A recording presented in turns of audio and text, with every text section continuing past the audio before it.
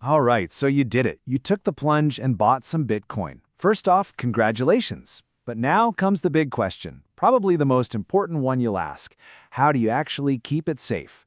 In this explainer, we are diving deep into Bitcoin wallets. This is the essential next step to securing your digital future.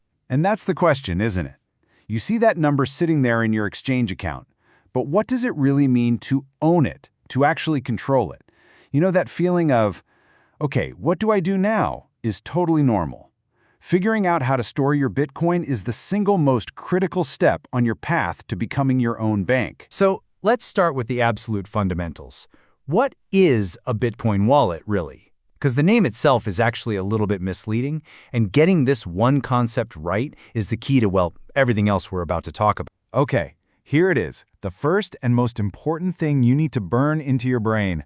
A crypto wallet does not hold your coins, not like your leather wallet holds cash. Your Bitcoin, it always exists out there on the blockchain, which is just a giant, global, public ledger. Your wallet is the thing that holds your private keys. Think of them as the secret codes that prove you own your Bitcoin and give you the power to spend it. Let me give you an analogy that makes this super clear. Imagine the entire Bitcoin network is like a massive bank with millions of super secure, impenetrable vaults. Your Bitcoin is locked away inside one of those vaults.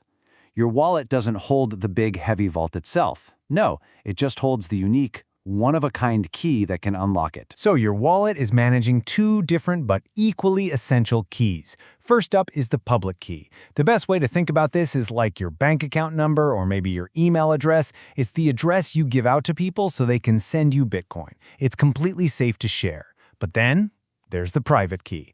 This is the secret. This is the crown jewel. It's the master key to your vault, and you have to guard it with your life. I'm serious. Never, ever, under any circumstances, share this with anyone. Now that we get that wallets are all about holding keys, you come to your first big fork in the road. It all boils down to two main categories of wallets: hot wallets and cold wallets. And the best way to explain the difference is with a simple analogy: your pocket versus your safe. Think about it just like this. A hot wallet is connected to the internet. It's hot. It's like the cash you carry around in your pocket every day. It's super convenient and ready to be spent. A cold wallet, on the other hand, is kept completely offline. It's like a heavy-duty, fireproof safe bolted to the floor in your basement. That's where you keep your life savings, not the cash you're going to use to buy a coffee. And this brings us right to the fundamental trade-off. Hot wallets are always online. That makes them highly convenient for sending and receiving Bitcoin quickly. But that connection also makes them more vulnerable to online threats. Cold wallets are the exact opposite. They're kept offline, which makes them way less convenient for daily use. You have to plan ahead. But in exchange, they offer the highest level of security possible. It really comes down to a simple rule.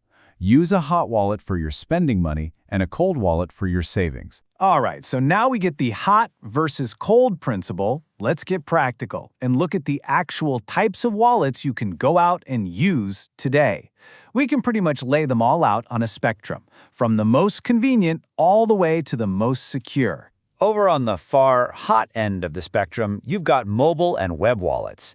These are things like apps on your smartphone or extensions you add to your web browser. Can't get much more convenient than that. Kinda in the middle, you have desktop wallets. These are actual software programs you install on your laptop or home computer. They're still hot wallets, but they're generally seen as a little more secure than a phone app. And then, way over on the far cold end of the spectrum, you have the king of security, hardware wallets. These are small physical devices. They look like a little USB stick, and their only job is to keep your private keys completely offline, safe from any online threat. So all this information leads to the big one. How in the world do you choose? Well, here's the thing. There is no single best wallet that's perfect for every person on the planet. The right choice for you depends entirely on you. It depends on how you personally plan to use your Bitcoin. So you've got to ask yourself this one simple question. Just be honest with yourself. Are you planning to use Bitcoin for frequent transactions, treating it kind of like a digital checking account? Or are you a long-term saver, a hodler as they say, who sees Bitcoin as a serious investment, more like digital gold that you want to lock away in a vault for years? Your answer to that question tells you everything. If you're a daily spender, you're going to value convenience above almost everything else, which means a hot wallet is probably your best bet. But if you're a long-term saver, your absolute #1 priority is security, which points you directly to a cold hardware wallet. Of course, many people actually use both. They keep a small amount of walking around money in a hot wallet, while the bulk of their savings is tucked away safely in a cold wallet. And all of this technology, all of these choices, it all leads us to the final and maybe the most profound idea in all of cryptocurrency. It's the whole reason we're even having this conversation. It's the principle of self-custody. This is the most important mantra in all of crypto. Say it out loud if you have to. Not your keys, not your coins. See, if you leave your Bitcoin on the exchange where you bought it, you don't actually control the private keys. The exchange does.